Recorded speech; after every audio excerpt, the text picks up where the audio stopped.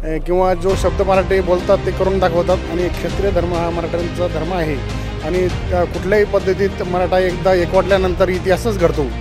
तर मला तरी वाटतं आर्थिक निकषावर सर्व समाजाला या ठिकाणी आरक्षण दिलं जावं। आज या ठिकाणी आल्यानंतर अतिशय आनंद वाटला आहे आणि प्रत्येक वर्षी आमचे सर्व सहकारी मित्र या ठिकाणी येत असतात। राजमाता राष्ट्रमाता महाजी जिजाऊसाहेब यांच्या या ठिकाणावर आल्यानंतर एक प्रेरणा मिळते, एक ऊर्जा मिळते।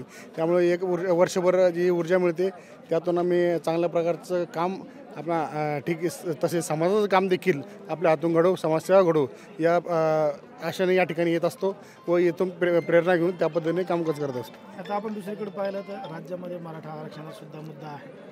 20 तारीख दिलेली आहे, मुंबईच्या दिशेने मराठे जाणार आहेत, काय होईल काय वाटतं? नक्कीच मराठ्यांनी जे ठाण मांडलं किंवा जो शब्द मराठी बोलतात ते करून दाखवतात आणि क्षत्रिय धर्म हा मराठ्यांचा धर्म आहे आणि त्या कुठल्याही पद्धतीत मराठा एकदा एकवटल्यानंतर इतिहासच घडतो।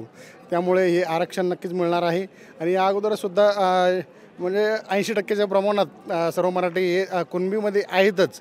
मराठवाडा वगळता सर्व मराठी हे कुणबीमध्ये OBCमध्ये आहेत।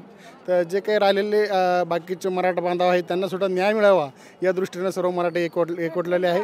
20 जानेवारी रोजी मुंबईमध्ये सर्व मराठा समाज कमीत कमी 2 ते 2.5 कोटीच्या संख्येने त्या ठिकाणी उपस्थित राहील व सर्व मुंबई भगवी होईल अशाचं या ठिकाणी वक्तव्य मी करत आहे। तुम्ही कुठून आलेला आहात? छत्रपती संभाजीनगर।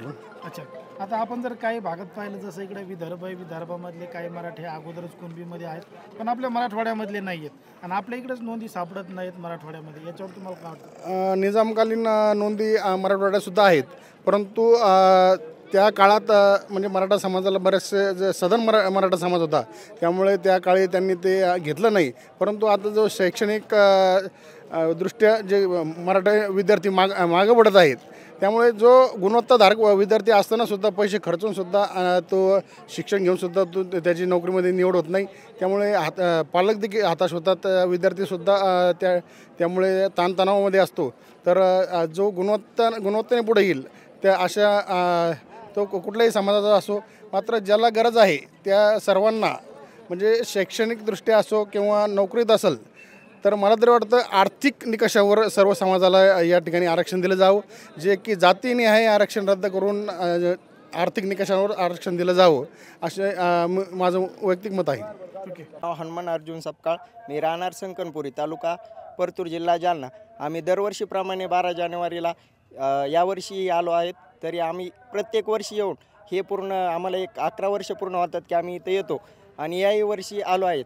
आता जी 20 जानेवारीला मुंबईला मराठ्यांच्या आरक्षणासाठी जायचं आहे त्याची आम्ही पूर्णपणे तयारी केलेली आहे आणि जेवढं होईल तेवढं आमच्या गावातून आम्ही तयारी केलेली आहे।